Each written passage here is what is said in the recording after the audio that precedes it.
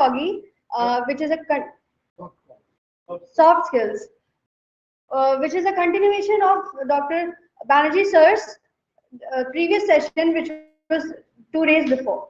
Let's all warmly welcome Banerjee sir.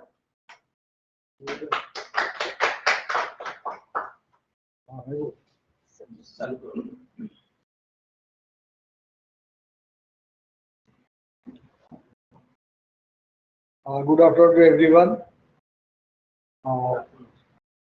In the arena of soft skill, I have chosen this soft computing because I feel that it's a very important tool or a set of tools and techniques which are applicable to almost all branches of engineering sciences.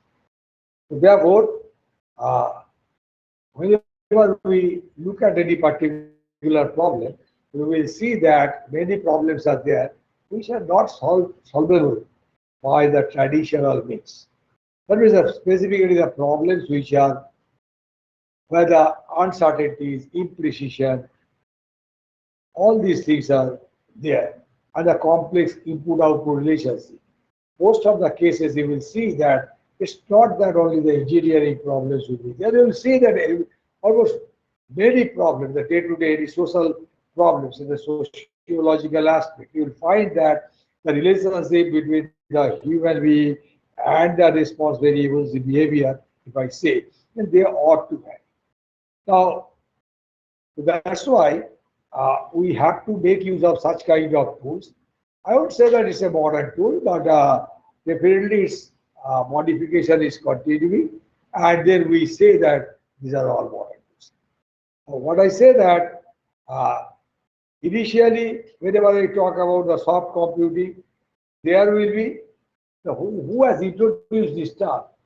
It is the Professor Lotfree Jada, who has introduced this term, the soft computing. The soft computing, he is the developer of the concept of fuzzy logic system. So many of the things, if we look at any of the problems, the natural rules, the accidentals are recognized by modern day science. So long time back, since the advent of quantum mechanics, the accidentals are recognized. We don't believe in the absolute determinism. We say that there will be some uncertainties in any principle. And then the uncertainty factor is very important. So assuming that, or not assuming, very long time back when I was a student, then I used to be taught the management sciences that the chance fluctuation. For any products are set up, we used to accept that chance fluctuation. It is now accepted by the scientific community. The so-called chance fluctuation is the probability of success of any particular process, products, process. So that's why we always talk about the probability aspect, because we recognize the uncertainty in any form of. Also, it has to be understood that any particular problem that has got multiple solutions. We don't say that only single solution, not that. The problems are having the multiple solutions. So when we see that there are certain uncertainties, so many of the cases we will see that there is fuzziness. But we do not know what is exactly happening. So that kind of fuzziness has to be taken in confidence whenever we go for this kind. Soft computing basically is rested on some artificial ideas, which has got some connection with the reality. And you will see that what is the essentiality of soft computing? It can develop intelligent machines which can solve the problem of ours, the real life problem, which can solve the real life problems, and these problems are otherwise very difficult to solve by the conventional or mathematical tools. So this is where lies that. So what does soft computing aim? It aims at exploiting the tolerance to uncertainties, imprecision. I've already told the partial truth. So these are the things which are answered by this tool, at least the workable answers. Most of the time you will find that this is there. Now, within the domain of soft computing, we are not extending. Now, of course, soft computing term we are not using these days. We are using this AI/ML. So that has become a much more catchy one. So many of these things are essentially the artificial intelligence. So therefore, machine learning is a subset of artificial intelligence. So therefore, they are a specified technique. I'll say that. Whenever the evolutionary computing is there, where one particular technique is genetic algorithm, where it basically relies on the Darwin's theory of evolution. So where the fittest will survive, that is the thing. So the fittest solution of a problem will survive. It is based on that philosophy. So that is the backbone of the genetic algorithm. And then it also handles the artificial neural network. Artificial neural network is a very important tool where I have day before yesterday I discussed with you about the learning methodology. So the learning methodology, one particular aspect, the macroscopic aspect I did, but I did really discuss the biological aspect or scientific aspect. The scientific aspect is the brain function. That's up to where we stop. But in the brain, how does it really function? So there are a huge number of neurons, and whenever any information is perceived, so through that it goes. I'll tell you when I will be coming to that context. Under the fuzzy logic system. So these are the three broad areas which has now their offshoots, like the artificial neural network has now in the domain of machine learning and has turned to deep learning. So deep learning means that it is a modified artificial neural network. So how is it that I'll tell you when I'll be discussing this? When I started working on neural network problems, so that was the material design problems, steel design problems. At that time, we did not know that there will be some time where, wait, I'll tell you that what was the issue I tried to handle, but afterwards it has been resolved by many people at a later time. There are hybrid systems. So once you have got artificial neural network, artificial learning technique, then once you admit the fuzzy, then you can combine those two things and you can say that this is a neuro-fuzzy. So is the neuro-GA technique. So this is how you can do that kind. Or you can say that GA fuzzy. So these are all, you can hybridize anything. Another hybridization is there, which I'll be discussing with you, that this is much more important. That whenever you are talking to the artificial learning, it's a black box kind of thing. So to generalize its prediction, I mean, it's basically black box. It recognizes a pattern, but it cannot put its mind in that. So therefore, there are certain physical models. If we integrate these physical models with the computational models, then we say that this is a good hybrid model. Because that is not going to fail at physical laws of physical sciences. Now let us talk about a little bit of fuzzy inference system. So fuzzy inference system, if I yes, is a unit of fuzzy logic system. Entirety is a fuzzy logic system, and then this has got some decision-making ability. So this is the FIS, the fuzzy inference system. So decision-making means that I will take some inference, and I can interface it with some actuator, and then it can function accordingly. So that is how the fuzzy control system is working. So the electrical engineers, they understand, even in the mechanical engineering, whenever the any actuator is to be operated, you can really interface this system with that. So for that, you have to have the basic training of what exactly is that. Since it is an AFDP, so I'll be talking just as once one can learn. So therefore, I will not go for any discussion which is involving a lot of researches. I will not discuss.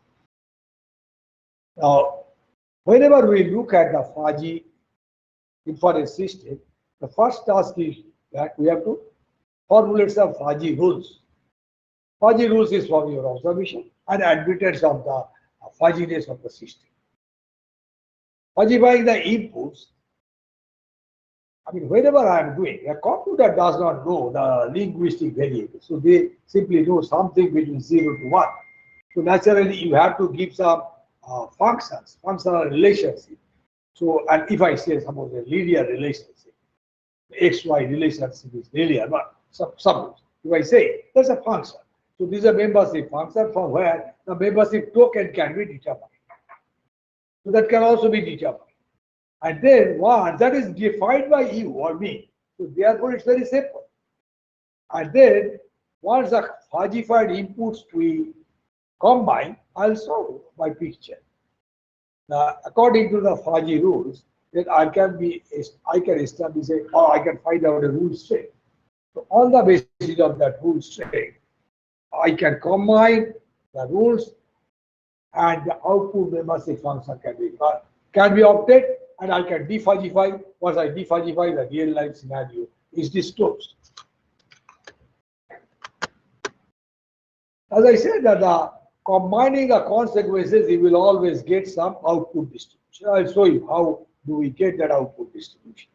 I mean, it will not be very easy for you to comprehend everything right at this moment. What is more important for me is to make you understand that this is one tool which is very easily accessible. Any MATLAB platform will give you this kind of thing, and then you can try with that. The tutorials are there. It's not very difficult. Because if anything, I could have done, some say 30 years back, that everyone, new generation boys and girls, they will be able to do it very easily, much less time. So I'll tell you that how do we formulate the fuzzy rules. You see that normally these rules are, if such is such, then such will be this. So these are if-then rules. We call it if-then rules. I'll show you one such rule. So here you see that what I'm trying to say you, that suppose the input distribution in accordance with a function. Input distribution is given by two inputs are there, x0 and y0. And then in accordance with that, when if this is this, that means if this is this, so therefore pointer here, pointer.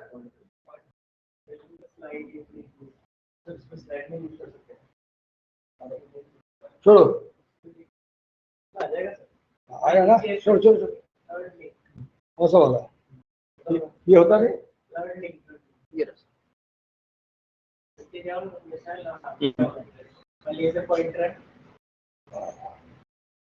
okay, very good.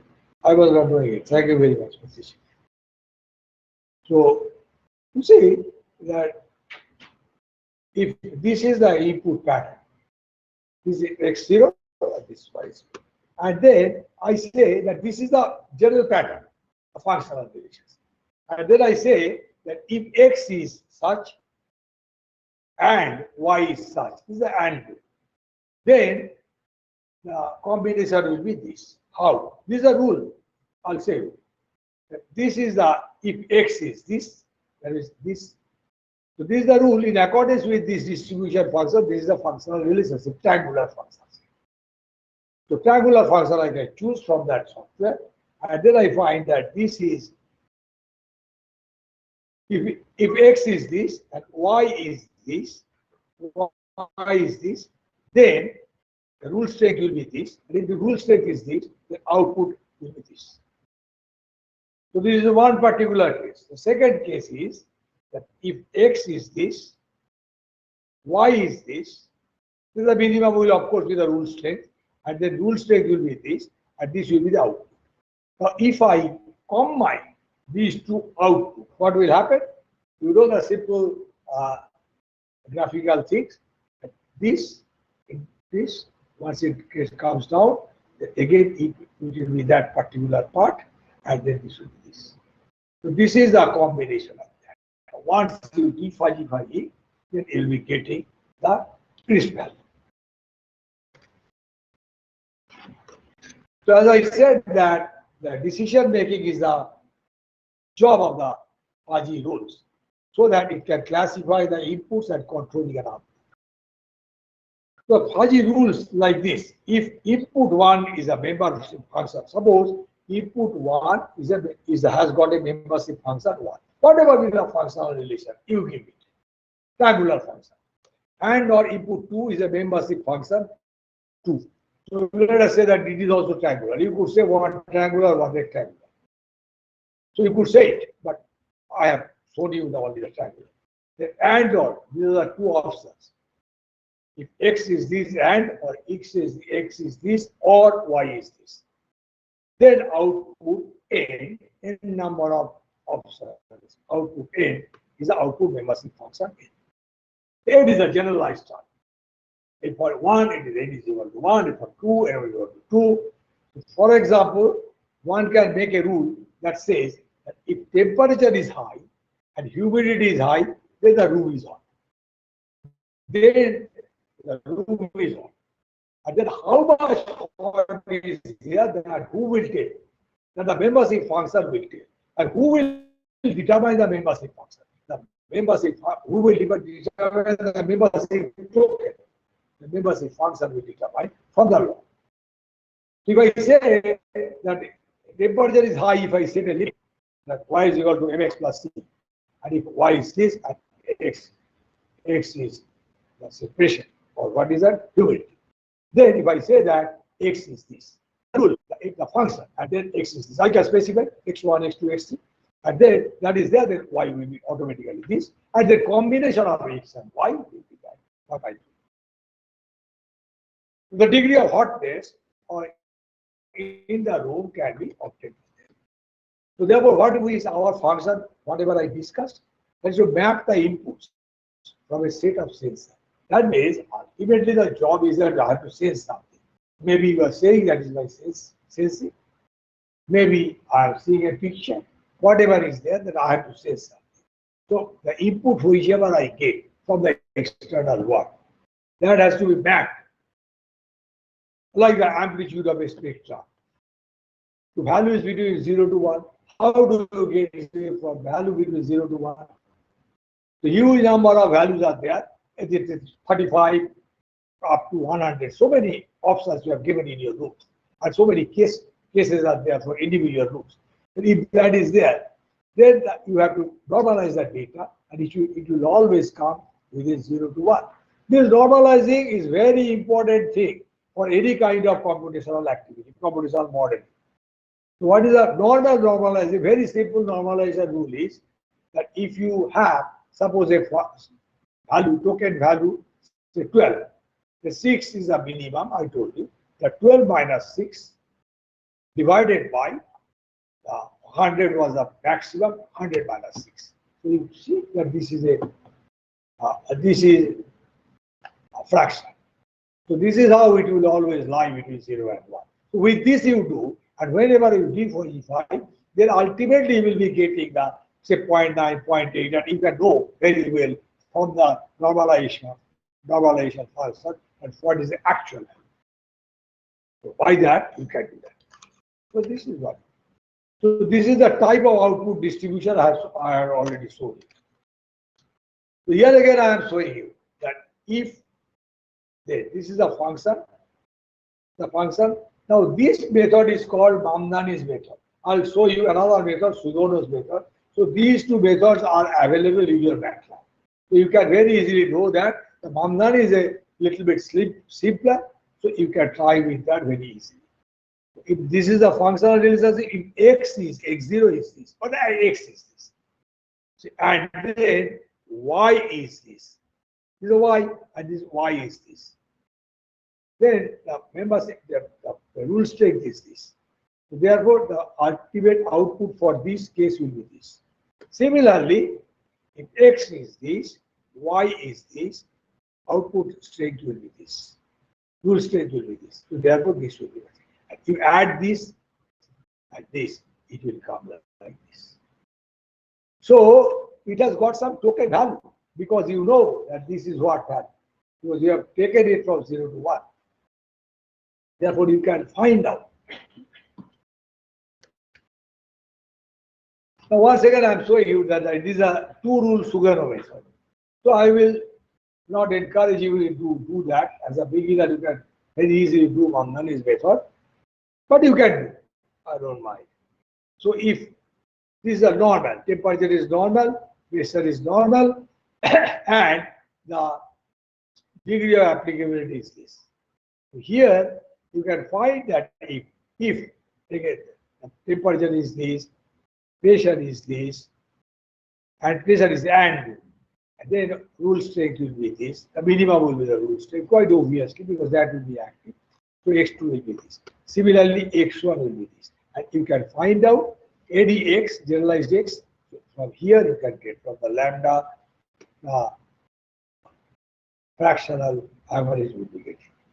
So this is a small introduction, very brief introduction of fuzzy inference system. I'm just trying to give you some idea that this is what it contains. If you read those things, if you study those things, you will find that this is much simpler than what it appears right now. This is what the beginners of this thing. So now I will talk about the evolutionary computing. Out of evolutionary computing, there are several algorithms, but I will not talk much about.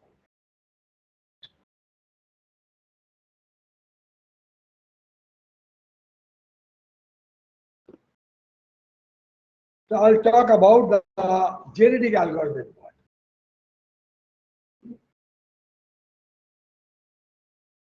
Next slide.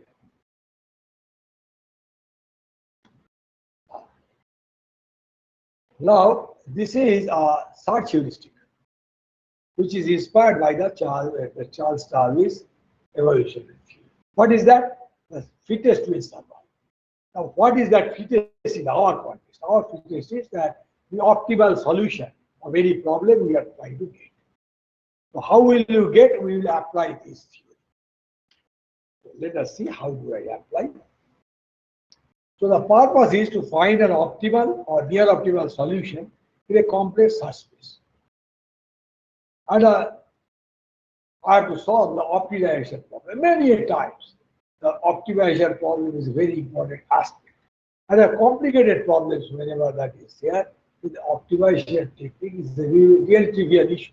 At that time, genetic algorithm is proven to be a very good tool. So what does it do? It mimics the natural evolution. What is the natural evolution? That is basically over generations. How do that multiply the evolution? First of all, let us say that what is the importance of GA? That it is efficient for the large and complex problems. But the traditional methods are not. I have already introduced that whenever the traditional methods are failing, then these things will be there. And then it gives you the global search capability. That means, अरे क्या हुआ? Total failure. नहीं sir ये देखो ना उधर से बोलता है स्टूडेंट. नहीं सर उसमें बोलना नहीं चाहिए वो गुस्सा करेगा ना. वो लोग भी तो पार्टिसिपेंट्स है. यस सर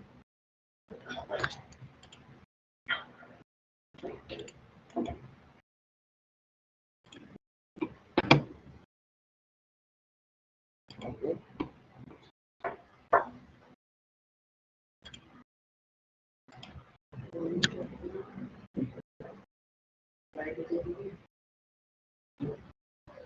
क्या हुआ? ठीक है. It's okay. So the application area is engineering, design, optimization. Many times you need to do that. Machine learning and feature selection. In the machine learning, quite obviously, when a picture is there, and then you have to diagnose a particular. Suppose a cancerous patient is there, and you want to detect cancer is early stage. So there will be some features which you will have to extract, and then you have to apply the learning technique. This kind of technique in ML, machine learning, that is again some kind of artificial neural network, but that is called convolutional neural network. I'm not going to pain you in discussing that thing. First of all, you have to be very familiar with artificial neural network, and then you'll be understanding very easily. But this is the job of genetic algorithm. Similar kind of job it can do. Then it can do scheduling and planning. It can do robotics path planning. It can do. That is the optimized path. Even the mobile network. So there the routing, the many nodes are there, the routing problems are there. Some nullified nodes, if that comes in the picture, someone really, what do I say, that virus is there, someone does the fatality to your connectivity. In that case, it automatically changes its route. It finds out the best, most profitable route. So that kind of routing system, here robotic path planning and the routing, they can all be done by the genetic algorithm. The bioinformatics and drug discovery, they are also a lot of. Once the technique is known, then you can apply anywhere. In your mechanical engineering, everywhere you can apply. Financial modeling and forecast. Just see, not the engineering, it's not the business, it's total property of sole property of science and engineering. The finance is also there. The management is a science. So therefore you can apply that. Very recently I applied all these things for a case which is totally the management topic, the satisfaction of the university teachers under the COVID regime or for the stiff situation. So there I asked the student to apply that thing and she applied it. So all these things I am not going to go for a very detailed discussion. The only thing is that I am simply telling you that what is the capability of this. Here I will be talking about a little bit, a little deeper.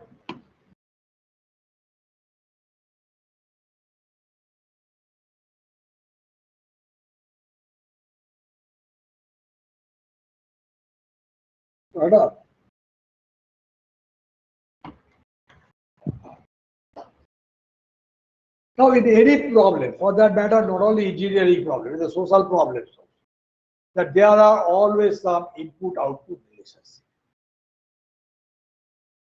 So, your behavioral pattern is definitely dependent on the surroundings, interactions with the surroundings. So, this behavioral pattern is highly nonlinear. Highly nonlinear. Initially, the nonlinear mathematics used to tackle this thing, but it is also very difficult. It's also very difficult. So, I had the opportunity of interacting with very top level mathematicians in nonlinear mathematics to provide the cartoon. And so they wanted to see the factors which are responsible for creating a region, crime-prone region.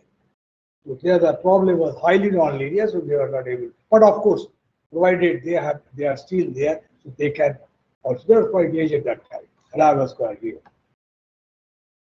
So this is the incident that all problems, if you look at any problem, you will see that there are certain inputs for which some manifestation is there, some response variable is there.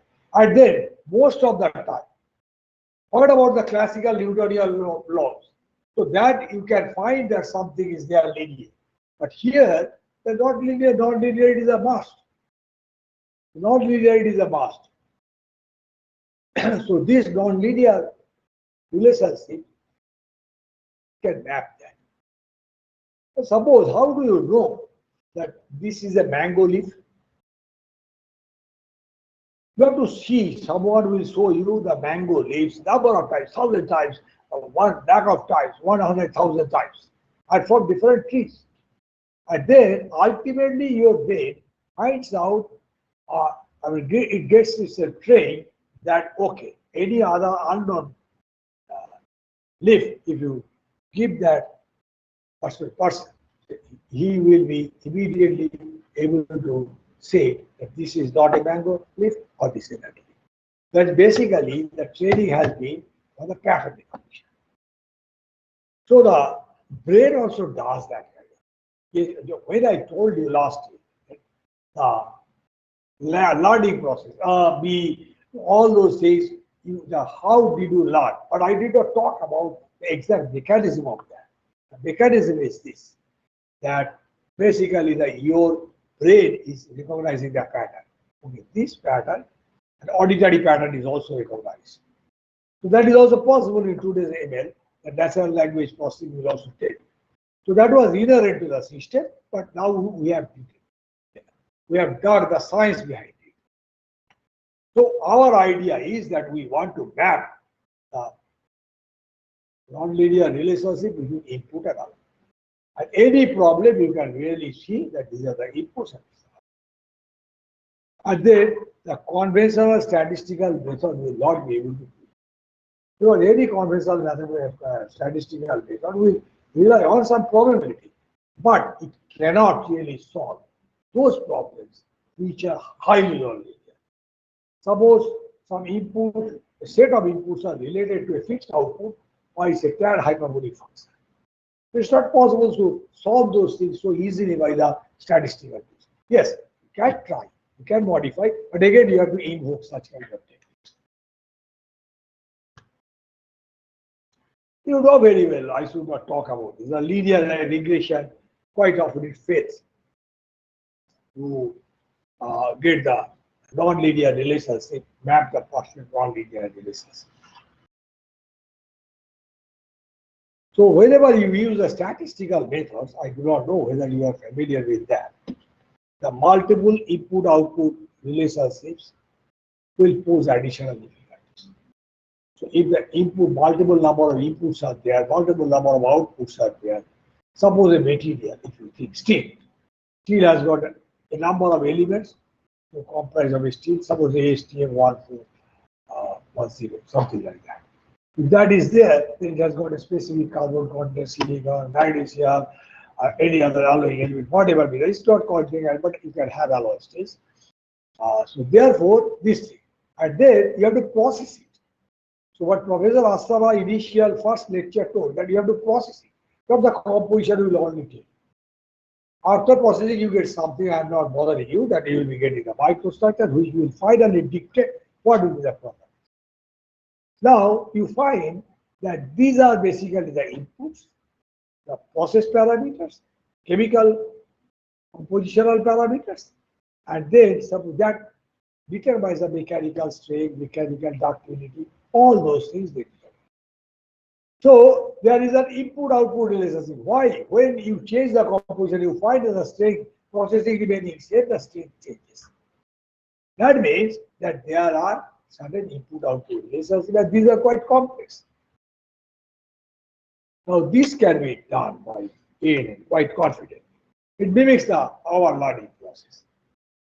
You see, what is normally done in A? This is exactly what our brain does. These are the inputs. So many inputs are there, and these are the normalized inputs. Those carbon, silicon, manganese, temperature, processing temperature, all those rolling temperature, all these things you can write. And then here we have shown some black regions, circular regions. Notional, it is notional.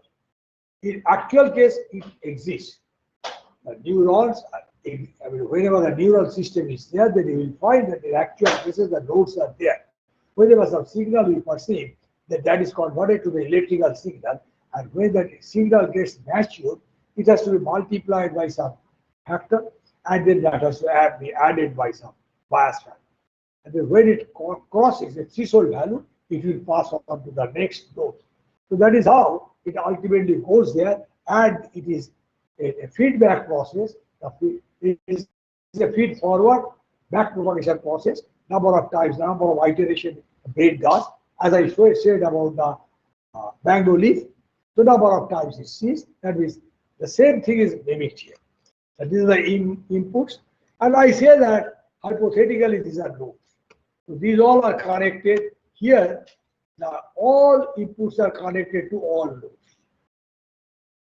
And then after connection in the nodes, there will be one plus of function. So when it comes there, so this is suppose 0.1. When it comes from here to here, it will be multiplied by some weight function. So this weight, you may say that how do we get this weight? It is generated by a random number, any random number. I do not know what is that. So that will be generated by a random number. and then it will be that. And then here you have some universal approximation. Suppose I approximate the relationship with standard hyperbole or exponential. So that kind of functional relationship that will be operated on these inputs. When that will be operated, then this becomes the output of this series. So this is called the nodes, and these are called hidden nodes because you don't see it. You can only see physically the inputs are there, and physically you can see that the outputs are there. Well, and then when it comes here, the two output is there. But each output they will come to this node, and again this is a summer. Specifically, this is summer. It does not really go for any approximation. It's simply summing unit. It sum up all these weights and these things, and ultimately it gives you the output. Now, suppose the original string with this set of compositions is 5 and it gives you 8. Then what will happen? It will again give it back. So it's a back propagation. And then back propagation, okay, again, this random number will be altered. So this is how it will try to come to 5.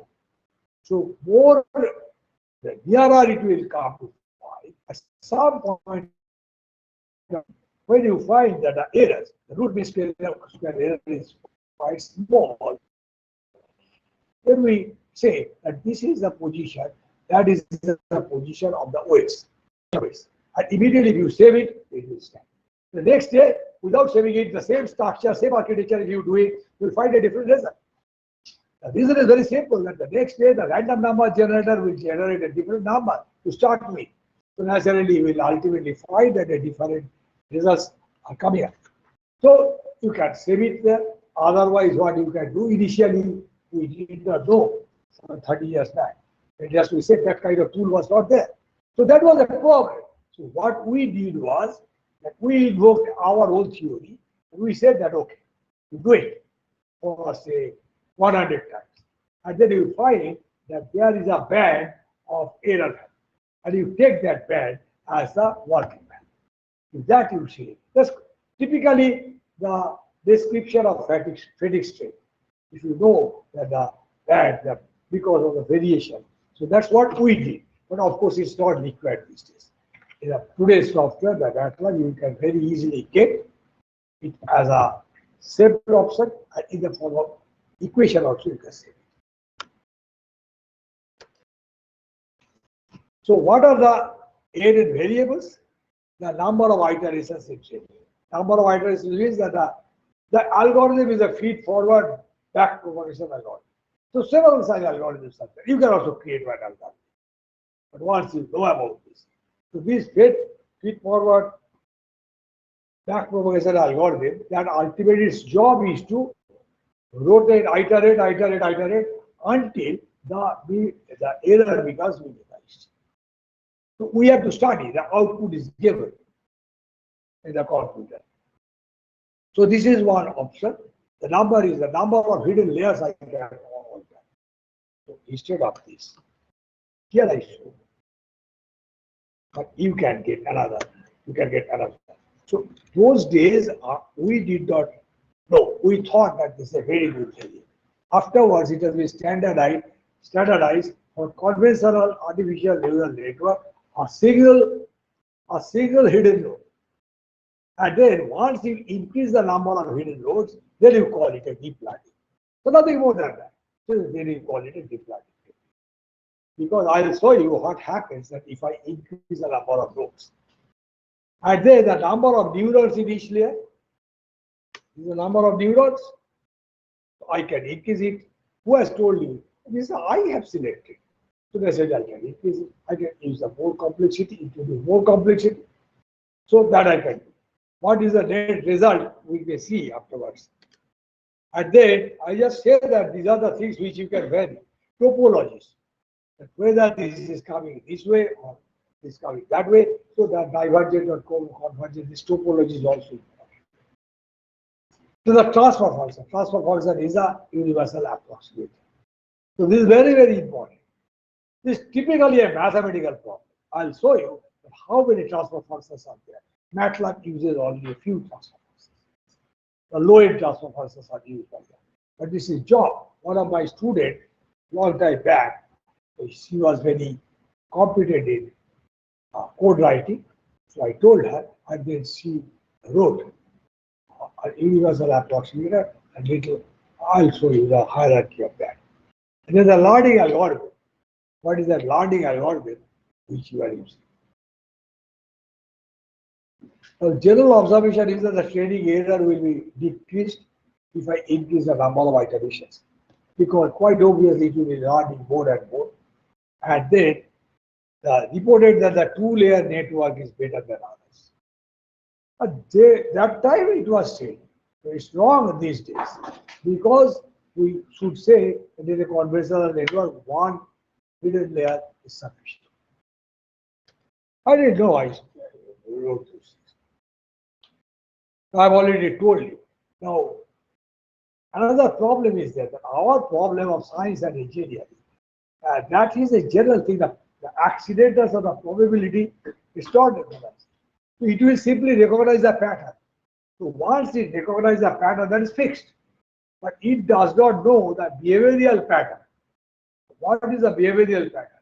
So once whatever composition, set of compositions you have given, then it can only say that this will be the state level or ductility. But if you go away from there, then you will see that it has only learned one thing. Only one pattern is that it has learned. So therefore, generalization issue is there. The generalization issue means that it has to get a generalized relationship between the input and output, which will be valid over a range of varying input relationships.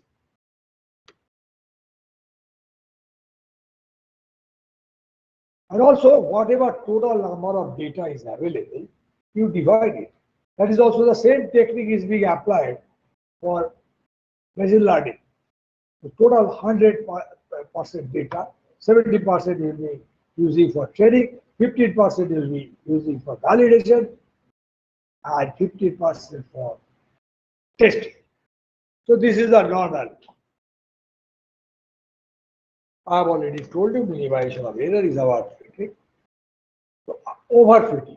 If you go on increasing the number of iterations and increasing, the overfitting will be there. Overfitting means that the generalization will not happen. That means it will simply recognize that pattern. If I go on showing that this is who is Yashwant, the computer network will only learn any picture you give, it will say it's just. So it has to know that who one is Yashwant, who one is Genius. So all these things, so this is generalized. If I find that a cow, up to that I can say that a cow is a generalized thing. But one cow differing from other, I'm not capable of it, because I recognize the pattern of cow. But I have learned how to recognize between Genius and Yashwant or XY. So that's why I'm so perfect in that, whereas the same blindness I have in case of, say, cows, dogs, of same variety of same species, I am faulted with the same thing. The insignificant input, sometimes it comes. Many of the inputs are there. So some input, once you identify the insignificant inputs, you can straightway negate that.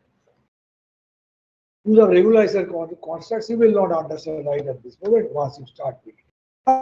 I'm just showing what is there. That this is a stainless steel typically we are talking about. So this is a composition. We have say 100 or 200 data on this. Now you see that this is a minimum value, is a maximum value, the mean value is this, and I can easily get the normalization. Once I increase the neuron number, then you see that the error gets this part. That means the error gets minimized. But in this pair here, you find that up to this total number of neurons, taking all those nodes are constant, up to here, you find that they have become scattered. So they don't have any pattern. You can't say that it is continuous, it's monotonically decreasing. So therefore, it has to be a decision-making process. So initially, when I did that, I'm just using it because right now I want to convince that this is the thing which is there, which is actually that is there, because it is going to do that. Now, if I increase the number of hidden layers, and each having the two aspects are taken, that one is a neuron number total 15, one is 26. And I'm using the number of hidden layers. I'm same number I'm distributing in 4 hidden units or 2 hidden units. So therefore I find that this is the pattern and this is the pattern. What does it signify? Apparently this signifies the error increases as we are increasing the number of hidden layers. So it's not that hidden layers is very highly beneficial. That is probably the reason why the people have rationalized to one hidden learning. But once I go for deep learning, so this is an issue definitely that has been solved by some kind of developed algorithm. Now you see that each layer, you can also in each layer, suppose you have got 30 neurons and you have got 10 layers. You can give 3 layers each, or you can give more than 3 in some of the neurons. So once you use this thing, so this becomes a pattern. Here you find that in layer 1, that does something. In layer 2, it gets scattered. So I say that this can be possible in the manner in which the software works in a different platform, but I simply don't take it as granted that this will happen for your case also. This happened for that particular case, and this is that. What is the loss? What is to be accepted? What is the message it conveys? The message means that the neuron number in each layer has got some influence on the error value. How does it affect? More or less, it is a decreasing trend, but sometimes it affects a constancy, and sometimes it does not change much. So therefore, some of the layers become redundant after some time. But this is an interesting result which we got some time back. The neuron number as you change, that there will be a minima. There will be a minima, and then in this minima you can say that this minima is my target. But here I say that this is not a sure shot. This is not a sure shot. You have to see what is giving best result. Now here you see that in the table, you see that what I have done is that here you see that 1 is input. And then the number of hidden layers I'm changing like this, 9, 28, 10, 11. This is how the neural network is written. And then 1 is out. Once I do that, then I find that these are the architecture. So serial number of architecture, you find that the achievable error with 95% confidence, that is increasing on only for certain things. So this is a hint that they are basically some variables. There are some variables. Now the question is, how do I generalize? Once you get the result, then from the same result, you can try to get the individual elemental effect. Here we are trying to do that. And then we know in practice what is that. If you look at the practice, then this will be the most optimum one. So this is how, unless you know the exact result for the physical science, that of the metallurgical science, you will not be able to understand. But the one thing you must understand, that is that this behavioral pattern against chromium content is varying because of the different types of learning. So that's why you see that they are not generalized. Somewhere they are generalized, somewhere they are not. That is the problem, that they are basically stuck in the local medium. So I have already told you that this is how it is done. These are normalizing. Now, in the node, this is the approximator. So this is the 1 and this is this thing. So this is the 1. HJ is the first. I show that noting this thing, one of my students, this was the first work I did with him. So here we try to map the number of hidden units. And then we find that there is always something. Somewhere we compromise, I don't remember. But again, here I say that this is not that this is the authentic and this is a global result. It's not that. It's that only we have to be convinced that it has got some impact. Then this is a training curve, the mean square error. How does it really? And then what I have done here is that here you see that several algorithms I have used, learning algorithm. 11 bar, back to backward, quasi-Newton, hologram, nature. So these things are available in MATLAB. My student did it from there. And then you see that depending on different algorithms, the variation of error function is also changing. And then it's kind of more. Yeah, take the data. You know, this is the go. What do you go in?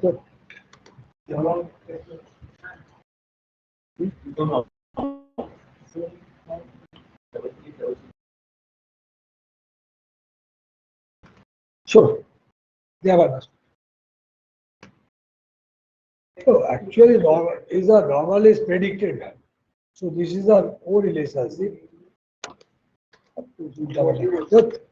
So next.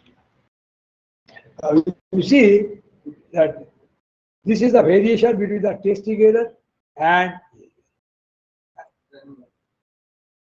ये कहाँ हो गया क्या किया है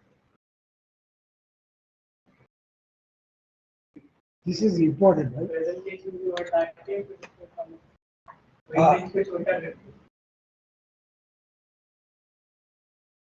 अच्छा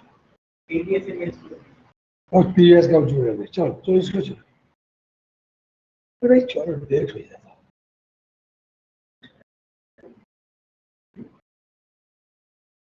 So you see that what we did is a differential error we plotted against the testing error. We find that the differential error is very close to the testing error. So this is one which authenticates the job of. Now this you will not immediately. I will not like to tell you anything.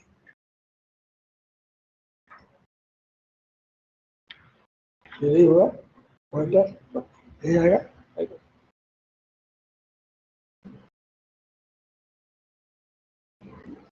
So this regularization constant and the B is a regularization constant. This is a formula. So it will be, I mean, it will be, what should I say, the confused side at this stage. Let us not go. That's not my job here. My job is to make you understand that this is a tool which is usable for our time.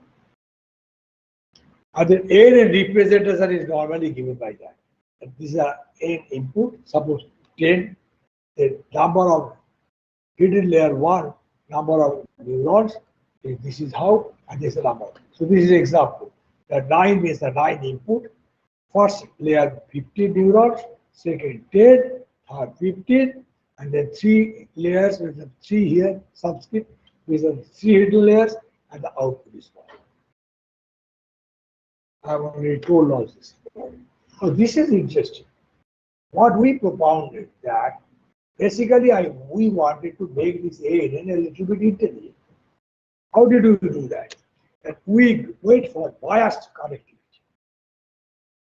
Biased connectivity means that the niobium, boron, and titanium, you may not understand, but these 3 things influence the properties of the high state, lower high states in a great way. So we have selected that which are the nodes preferable to that, and whether there is any synergistic effect. So it's whether niobium and boron in tandem can enhance the state more than what we can have understood by the cumulative. It will be tough for you, but nevertheless, what we can do is that from here, the IOBM, we can find out the layer weight. Once we find out the layer weight, what happens? I'll show you. This is the connectivity. For any kind of steel, precipitation hardening, most of you must have heard it. Grain refinement, microstructure, solution hardening, dislocation hardening, all those are some results. And then what I did was that I have made the differential connectivity. The elements which are prone to offer you precipitation hardening from our own knowledge of physical metallurgy. So you can also add those things from your own knowledge. And then once you add these things, and then you can simply go on adding these things, and then the lower weight, the classical neural network you can do, and then with this bias connectivity. Once you do that, and then you can find out this, what happens. And by virtue of that, once you know the input weight, you find that this is the input weight.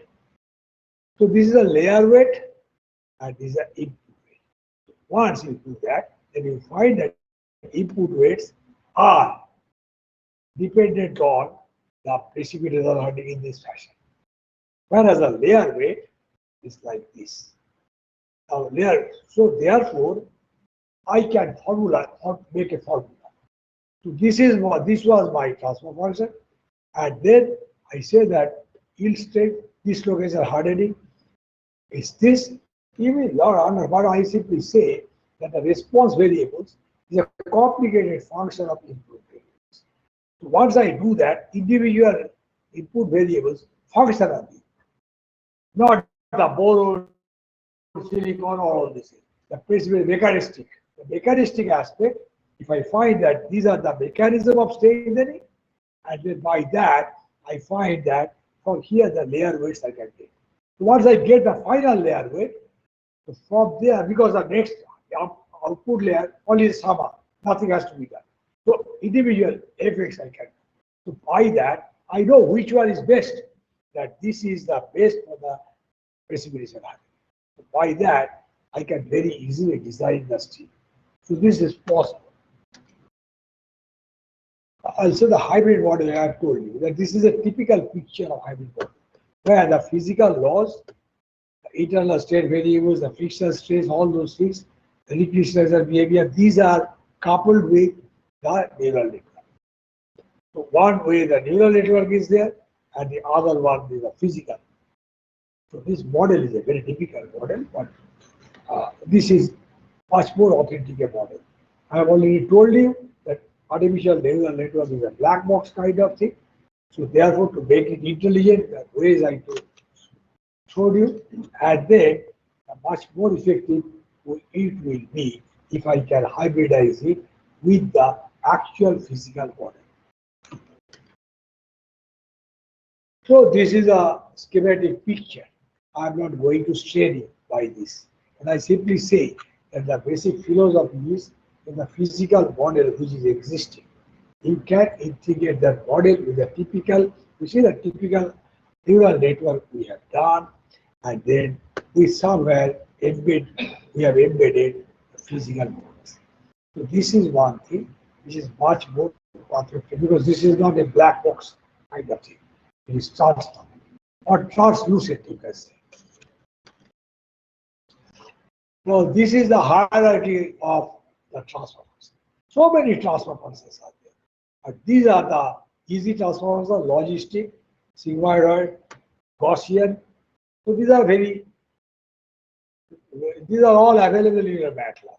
But ultimately, this kind of distance function and this G-conic, G-Ridella. So they are the activation function is this, output function is this. So A1, A2, A3, they are inherited from here. So that's why I'm saying that very complicated approximators are also there. It is an approximation. I simply presume that this relationship is there. The ultimate function or relationship which I discover, once I fix that it is a trial hyperbolic relation, it will always give that kind of relation. But once I generalize it, giving it a much more complex approximation. So anything, our brain is also approximating. This type of thing when it is also approximating. So functional approximation is a functional approximation. So once you go a little bit, study deeply or think deeply, you will find the importance of activation function and importance of pattern recognition. So these are the things. I mean, I do not know, it's very difficult. Most general functions are top two. So here the most general function. That means it can cover a very wide distance. Simplest function at the bottom. Your MATLAB does those things. These are called transfer functions, activation, output functions. So these are non-local transfer functions. These are not local. You will not understand what I simply say that it can be. This one was a common, most common. If you try with this, it can capture maximum or non-linear. Can hyperbolic function. Instead of going for some other which is not available in MATLAB, you have to write your own code. And if you try, how do they behave? The behavioral pattern of error minimization. Sure.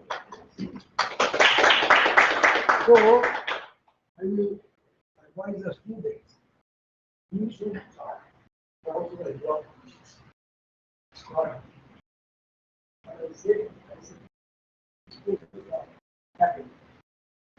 Not do